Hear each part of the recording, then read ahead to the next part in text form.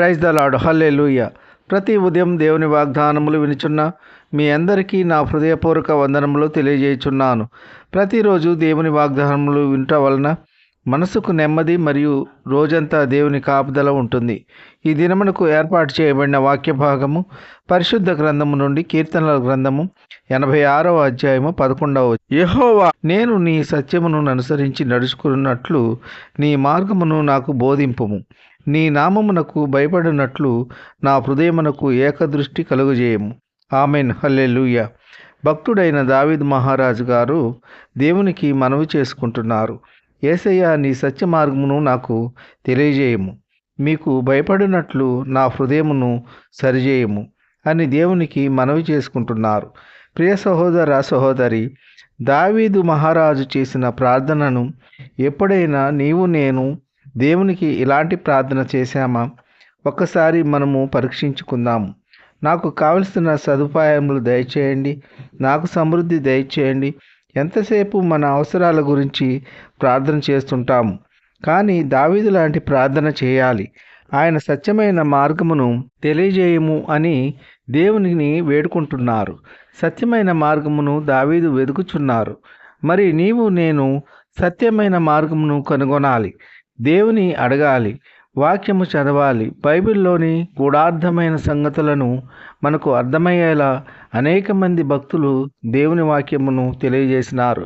బైబిల్లోని మర్మాలను, గూఢార్థాలను గమనించి అర్థం చేసుకొని మన దేవుడు వాక్యం ద్వారా తెలియజేసిన సంగతులన్నీ ఆయన మార్గములను, ఆయన సత్య మార్గములను, నీతి మార్గములను అనుసరించి దేవుడు మనకు వాక్యం ద్వారా తెలియజేసిన బయలుపరిచినవన్నీ అంగీకరించి వాక్యానుసారంగా జీవించి దేవుని కృపను పొందుకోవాలి. మరి దేవుని నామమును గూర్చిన భయము కలిగి ఉండాలి. మన హృదయాలు దేవుని భక్తులతో నిండి ఉండాలి. మరి దావీదు వలె ఆ దేవాది దేవుని సత్యమైన మార్గములో నడుచుకొని దేవాది దేవుని మెండైన దీవెనలు, ఆశీర్వాదములు పొందుకుందాం. ఈ కొద్ది మాటలు దేవుడు దీవించును గాక.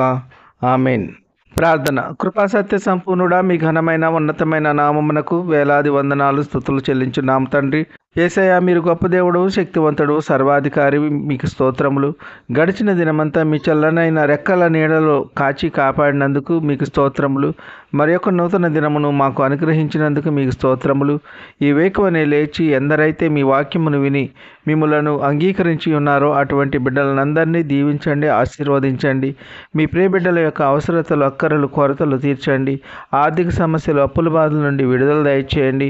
ఎందరైతే బిడ్డలు మీ వాక్యము వెనక లోకము తట్టు, పాపము తట్టు తిరిగి ఉన్నారో అటువంటి బిడ్డలందరూ మారు మనసు పొంది రక్షింపబడి మిమ్మల్ని స్తుతించి ఆరాధించి గణపరిచే బిడ్డలుగా చేయండి. ఉద్యోగం లేని బిడ్డలకు ఉద్యోగములు దయచేయండి. వివాహములు కాని బిడ్డలకు వివాహములు జరుగులాగున మీ కృప ఉంచండి. గర్భఫలము లేని బిడ్డలకు గర్భఫలము దయచేయండి. గర్భిణీ స్త్రీలకు సుఖమైన ప్రసవ దినాలు దయచేయండి.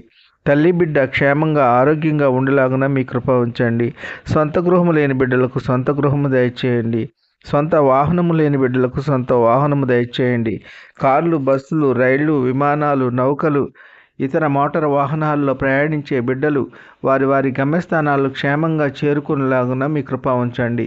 కన్నీటిలో ఉన్న బిడ్డల యొక్క కన్నీరు నాట్యముగా మారులాగున మీ కృప ఉంచండి. దుఃఖములో ఉన్న బిడ్డలను ఓదార్చండి. వారు కోల్పోయినవన్నీ తిరిగి పొందుకునేలా మీ కృప ఉంచండి. దైవ సేవకులను, వారి కుటుంబాలను కాపాడండి. వారు చేయుచున్న సేవ నూరంతులుగా ఫలించి అభివృద్ధి పొందులాగున మీ కృప ఉంచండి.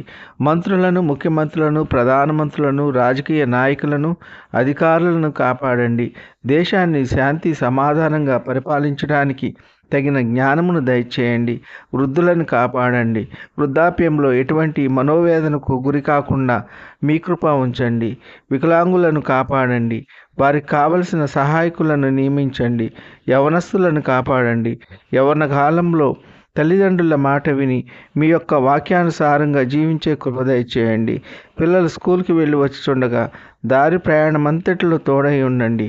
దావీదు మహారాజు గారు దేవుని యొక్క సత్యమార్గమును వెతికినట్లుగా, ఆయన నామమునకు భయపడినట్లుగా మేము కూడా ఉండులాగున మీ కృప ఉంచండి. ఈ కొద్ది మనవులు ప్రభు అయిన యేసుక్రీస్తు పేర వేడుకొంచున్నాము తండ్రి. ఆమెన్. విన్న వాక్యము దీవెనకరంగా ఉన్నట్లయితే లైక్ చేయండి, షేర్ చేయండి, సబ్స్క్రైబ్ చేసుకోండి. మీ సహోదరుడు Kola Daniel. God bless you.